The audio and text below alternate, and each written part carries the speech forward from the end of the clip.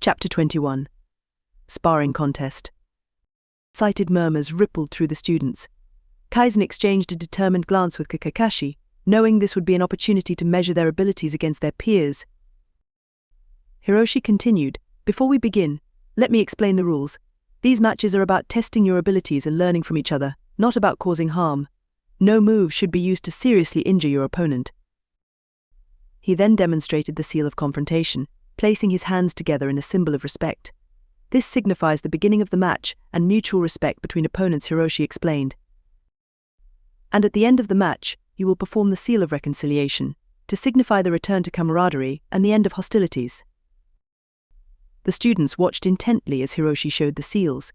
They understood the importance of these gestures, not just as formalities but as a reflection of the ninja code of conduct and respect.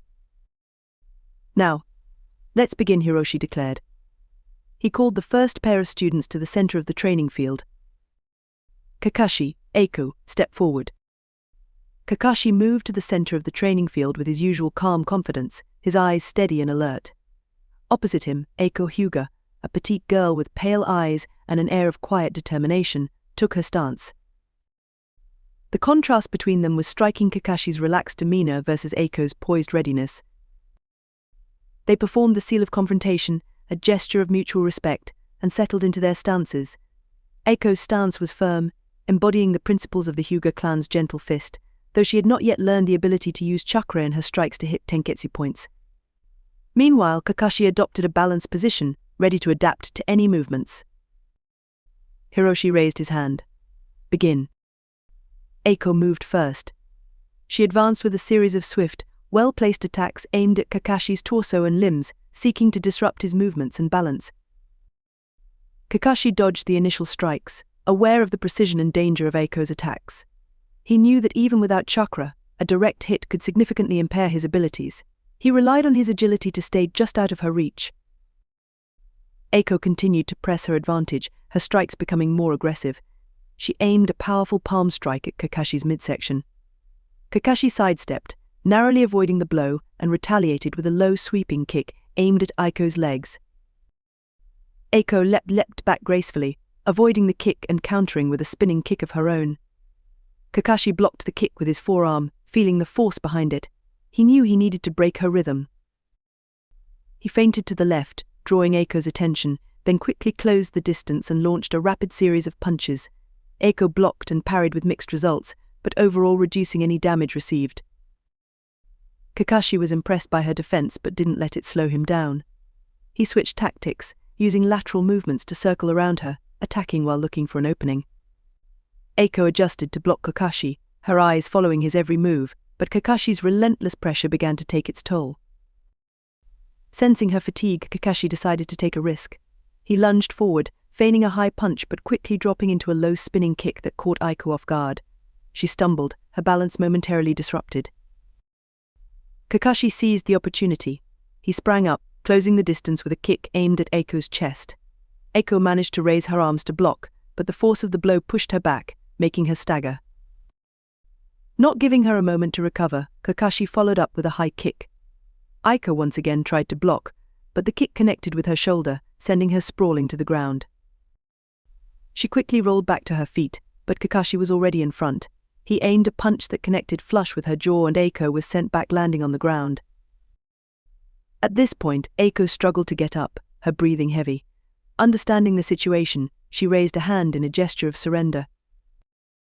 Hiroshi stepped forward, raising his hand to signal the end of the match. "Well done, both of you," he said, his voice filled with approval. "Eiko, your practice of the gentle fist style is coming along. Remember to conserve your energy and stay balanced. Kakashi, your ability to adapt to her defenses and maintain pressure earned you this victory." The class erupted into applause, recognizing the high level of skill displayed by both students, especially given their young age. Kakashi extended a hand to help Eiko up, a friendly smile on his face. "You fought really well, Eiko. I learned a lot from our match." Eiko took his hand, her smile reflecting a mix of respect and determination. "Thanks, Kakashi. You're incredible. I've got a lot to learn to catch up to you." Next, Daichi and Suki, Hiroshi announced. Daichi, an 8-year-old with a muscular build from the civilian Tanaka clan known for their strength, squared off against Suki, a petite girl from the Inuzuka clan, known for their quick movements and sharp senses. As the match began, Daichi's powerful punches aimed to overwhelm Suki. Each strike showed his raw power, but Suki relied on her agility, dodging his attacks with swift, graceful movements reminiscent of her clan's canine companions. Suki circled around Daichi, looking for openings. She feinted to the left, drawing a heavy swing from Daichi, then darted to the right and landed a swift kick to his side. Daichi grunted but remained focused, his next punch coming with even more force. Despite his strong offense, Suki's nimbleness kept her just out of reach. She slipped under his wide swings and landed quick jabs to his ribs and legs. Frustration began to show on Daichi's face with each missed punch. Seeing an opportunity, Suki decided to use her clan's natural quickness. She faked an attack before quickly moving to his side, delivering a kick to the back of Daichi's knee, causing him to stumble. Without wasting a second, she followed up with punches and kicks, taking advantage of him being off balance. Daichi tried to regain his footing, but Suki was relentless. She moved in close and pivoted to land a final decisive kick to his abdomen. Daichi staggered backward, holding his stomach, losing his balance, and ultimately falling to the ground. Hiroshi stepped forward, raising his hand to signal the end of the match. "Well done, both of you," he said, his voice filled with approval. "Daichi, your strength is impressive, but work on your quickness. Suki, your movement and strategy were excellent. Keep building on that and add more power to your strikes." As Daichi got up, he gave Suki a nod of respect. Akira and Rina stepped forward. Akira, a tall boy with blue eyes from the civilian Yamaka clan, known for their agility, moved to the center. Rina, with black hair from the civilian Morioka clan, known for their strong defense techniques, took her place opposite him. They exchanged the seal of confrontation, then settled into their stances. Akira darted forward, his movements quick but lacking refinement.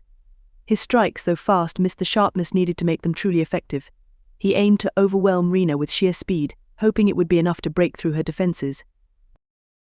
Rina responded with a calm demeanor, her blocks solid yet not entirely fluid.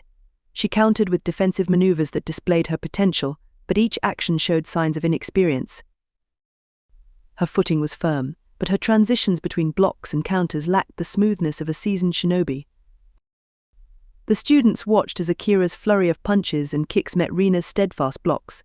Despite his efforts to vary his angles and combinations, Akira's attacks were somewhat predictable, and Rina managed to hold her ground, but her counters lacked the decisiveness needed to turn the tide. As the fight continued, both students began to tire. Akira's speed decreased, his strikes becoming more labored and less coordinated. Rina, though still maintaining her defense, also showed signs of weariness. Her blocks started to slow, and her counters lacked the force needed to do any real damage. Hiroshi-sensei observed closely, noting the potential and areas needing improvement. He called an end to the match, recognizing the balance yet highlighting the developmental gaps in both fighters. Akira and Rina stood apart, catching their breath. The matches continued, each pairing providing insights into the students and their starting points within the class. After several matches, it was Kaizen's turn. "Kaizen, you'll be facing Hiroto Uchiha," Hiroshi announced. Kaizen stepped forward, his expression calm and composed. He met Hiroto's intense gaze, noting the proud tilt of his head. They performed the seal of confrontation, their hands moving in a respectful gesture before settling into their stances. Kaizen felt no apprehension, only the usual methodical calm that he brought to every challenge. Hiroto struck first, his attacks quick and direct. Kaizen, wanting to challenge himself, steadied into the rooted stance, providing a firm base.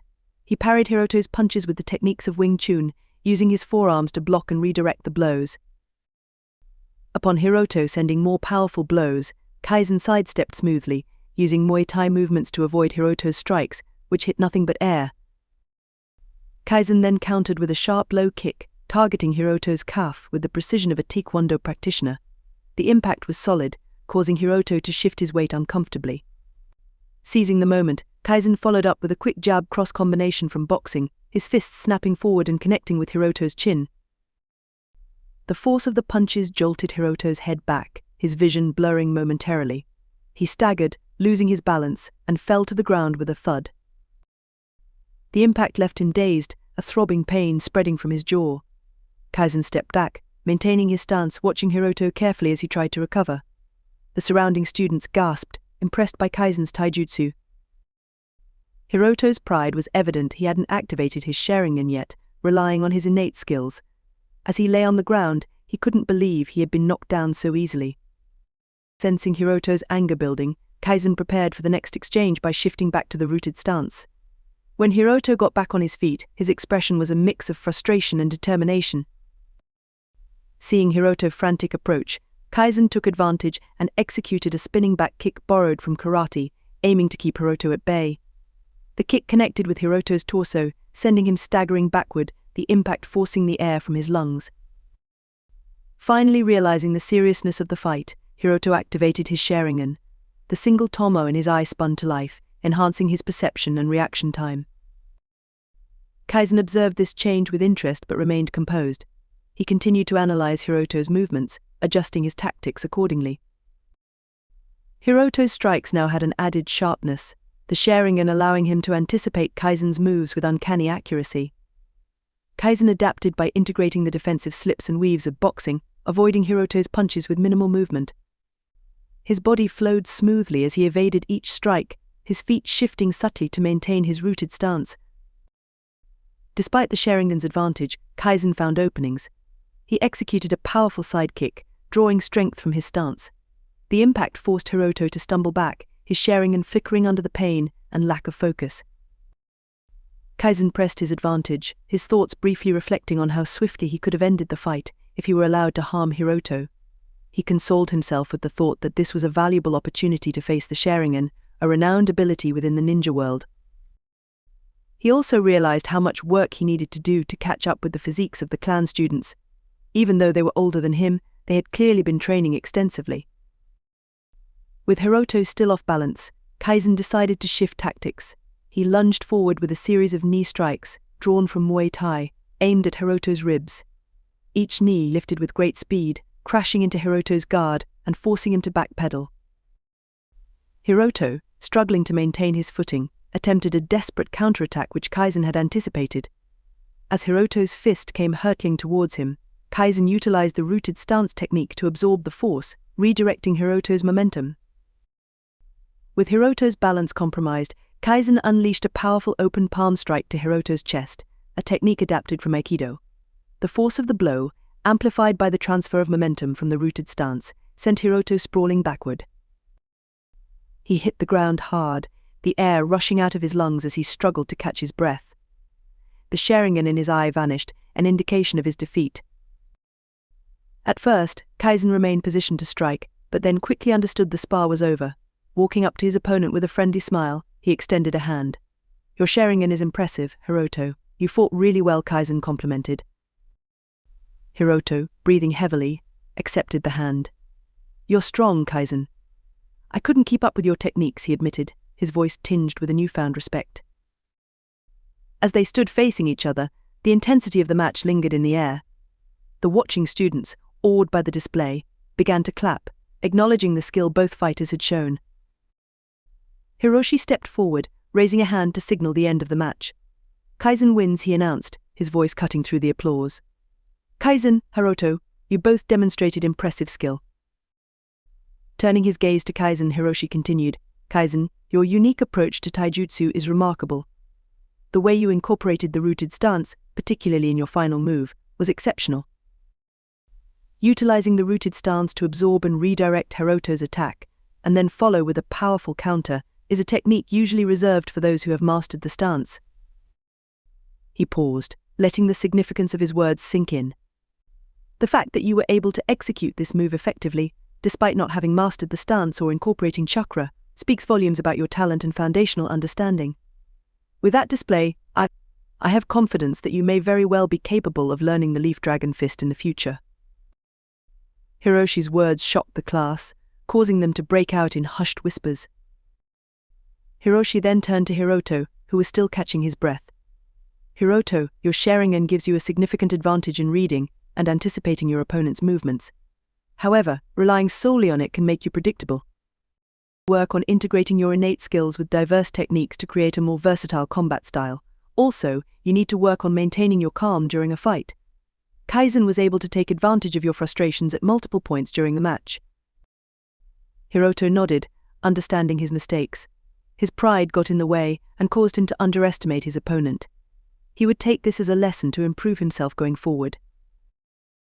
After that match, several more rounds of fights took place, each one showcasing the students' developing skills as well as areas that required improvement.